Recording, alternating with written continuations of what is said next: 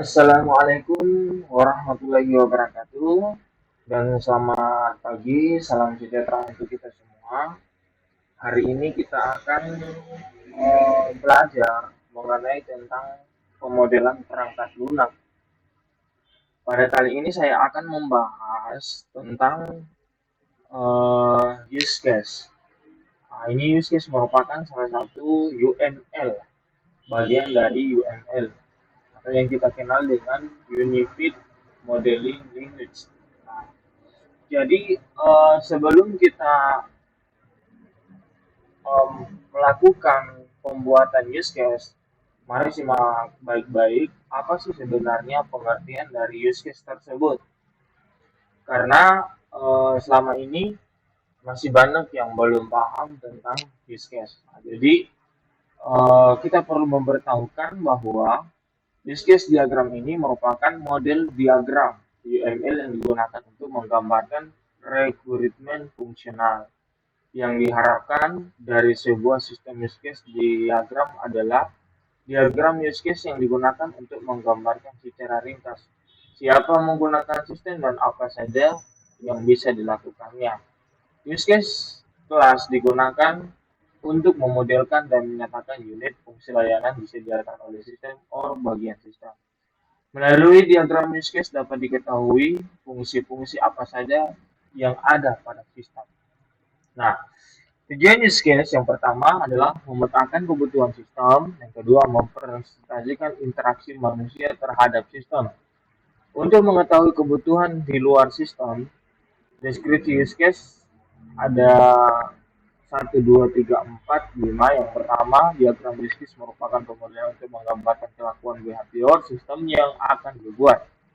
Diagram use case mendeskripsikan sebuah interaksi antara satu atau lebih aktor dengan sistem yang akan dibuat. Diagram use case digunakan untuk mengetahui fungsi apa saja yang ada di dalam sebuah sistem dan siapa saja yang berhak menggunakan fungsi-fungsi tersebut.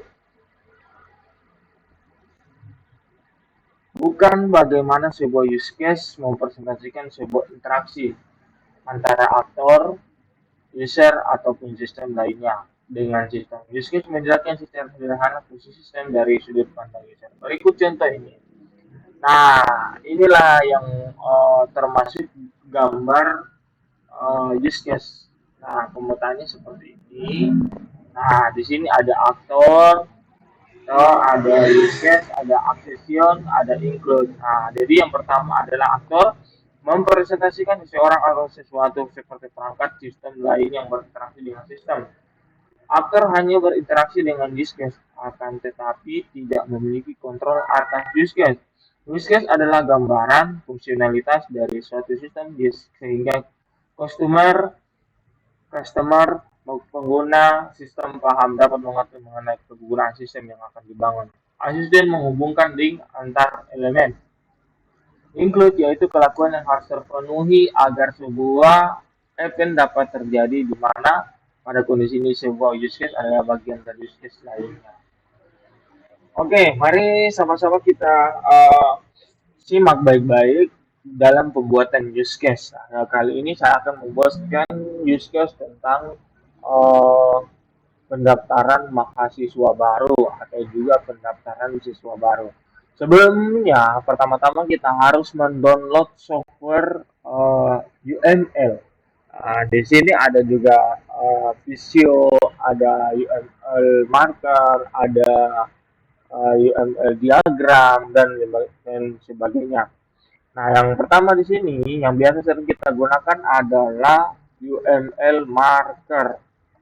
Nah, setelah itu kita download dulu URL markernya.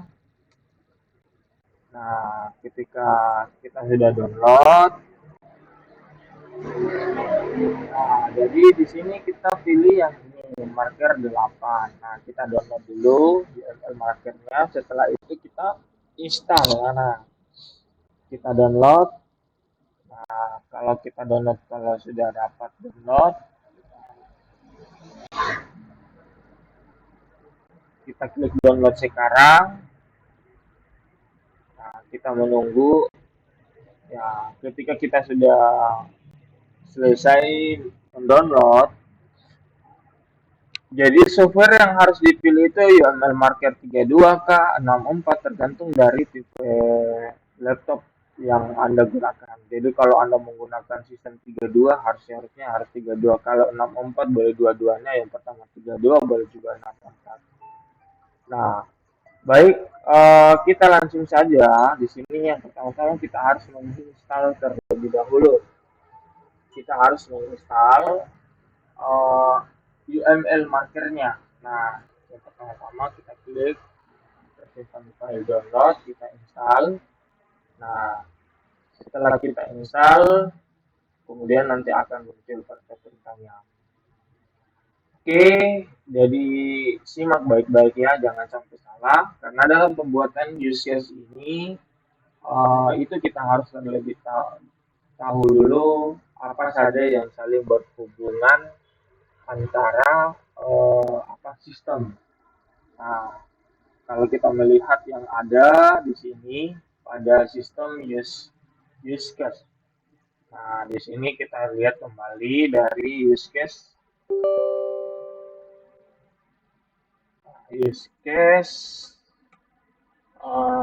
penerimaan siswa. Nah,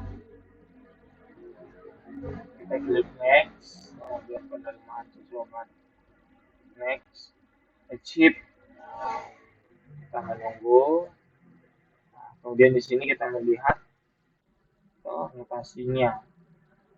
Nah, notasinya seperti ini.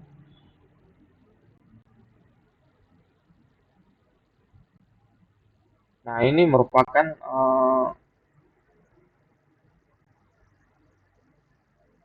nah, ini juga seperti ini. Jadi kalau kita melihat ini ada yang dinamakan dengan aktor, ada sistem, toh. Nah, di sini kita bisa tahu, bisa melihat bagaimana pendaftaran siswa baru. Nah, ini ada juga use case diagram penerimaan siswa baru. Nah, ketika sudah kita install now, install sekarang, nah, kita pilih achieve, next, kemudian kita next, kemudian kita create a desktop, kemudian kita tunggu sampai selesai instalasinya. Jadi yang perlu dipahami adalah bahwa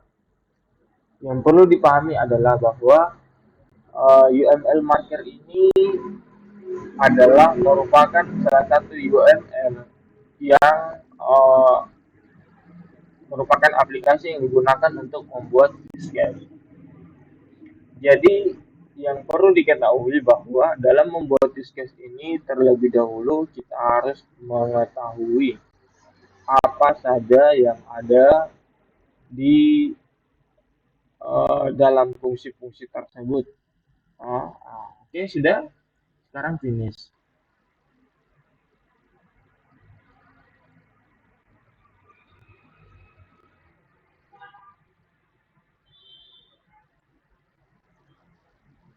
Oke. Nah, sekarang kita akan menunggu dulu mencari tadi di mana UML marker. Nah, ini sudah ada. Sekarang kita pilih UML marker.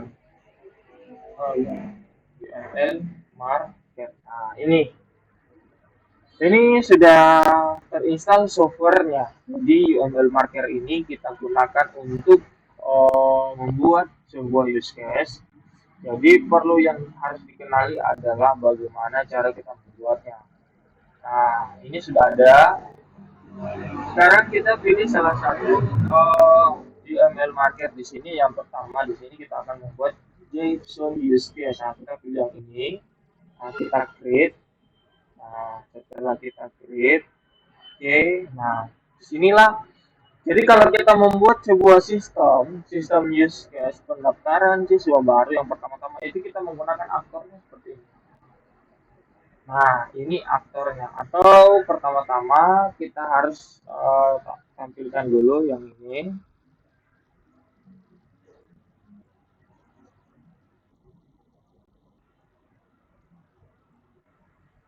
Nah, kita tampilkan dulu yang ini. Nah, ini digunakan untuk bundarannya. Kita harus tarik yang pertama, tarik. Nah, kita tarik. Nah, kemudian kita tuliskan di sini, kemudian kita tampilkan di sini aktornya. Nah, yang perlu diketahui adalah bahwa dalam use case menerima mahasiswa baru itu ada dua aktor. Nah, yang pertama di sini ini aktornya. Di sini kita ganti adalah yang pertama itu calon siswa atau calon siswa. Di sini calon siswa. Di sini ada ya kalau nama biasanya itu yaitu panitia. Nah, jadi apa-apa saja yang ada berfungsi. Yang pertama itu ada sisipkan file. Nah, di sini kita taruh. Nah, kemudian kita tulis di sini juga. Nah, kita lihat sesuaikan dengan apa yang. Terus kemudian ada di sini namanya verifikasi file. Nah, verifikasi file kita sama-sama sedikit supaya lebih agak besar lah. Nah, besar. Nah, di sini kita perlu menuliskan bahwa di sini sebenarnya kita harus menggunakan ini. Nah, simbol ini kita gunakan simbol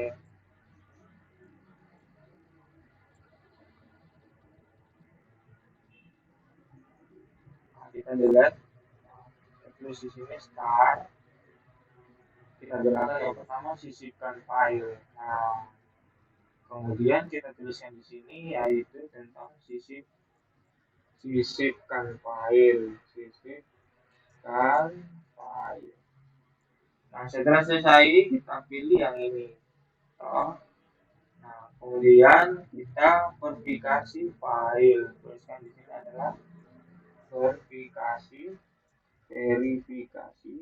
file.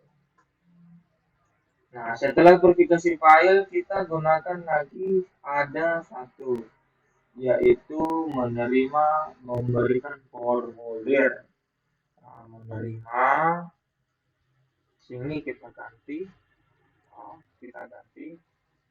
menerima memberikan file. Nah, setelah situ kita memberikan file, kemudian di sebelahnya itu ada formulir pendaftaran. Nah, di sini kita tulis formulir pendaftaran.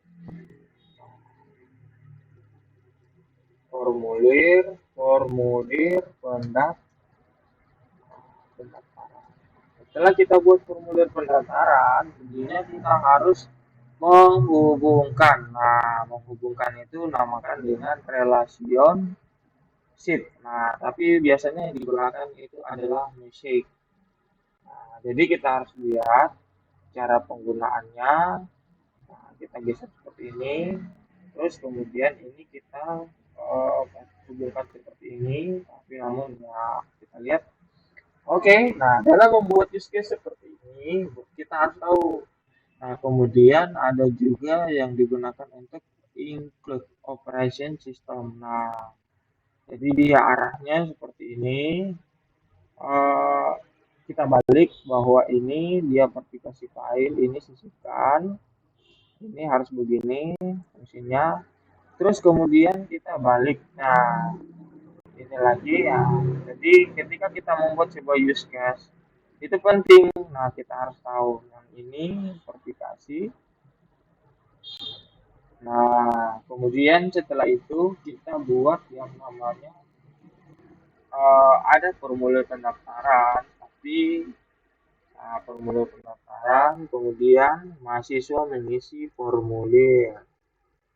Nah, di sini. Jadi, tapi kalau kita melihat yang ada, ini kita harus arahkan bagaimana apa dulu namanya.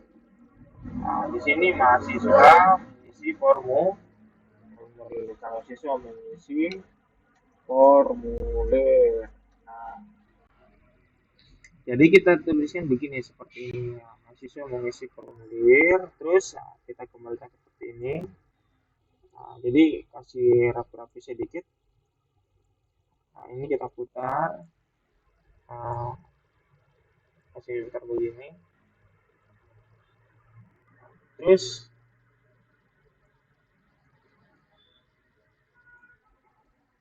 jadi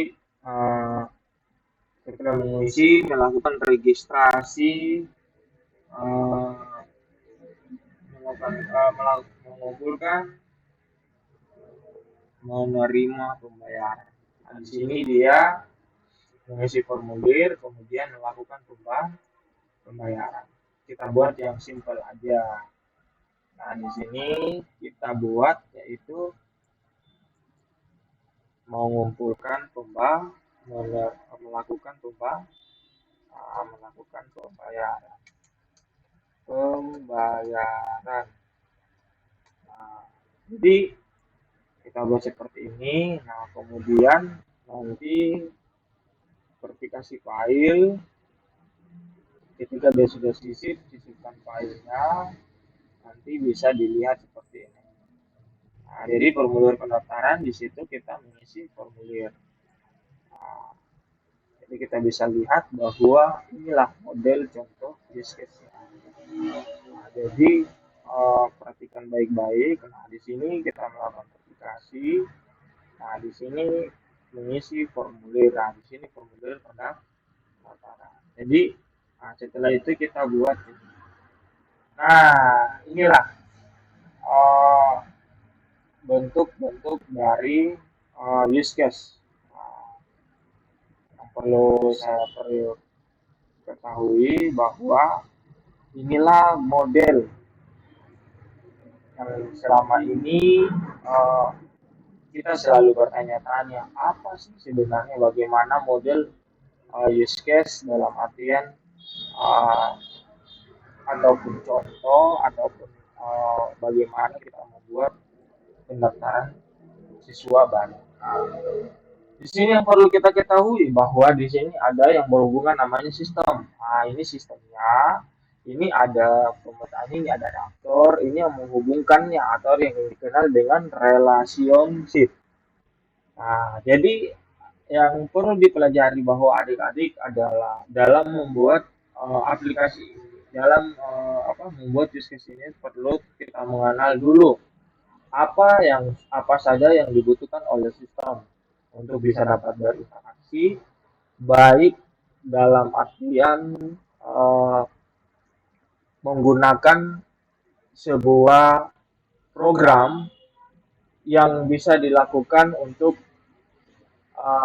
menjadikan wadah ataupun generasi yang bisa kita uh, presentasikan melalui use case pemrograman. Oke, dari use case sebenarnya ini merupakan bagian dari UML diagram yang harus kita gunakan. Nah, dalam membuat sebuah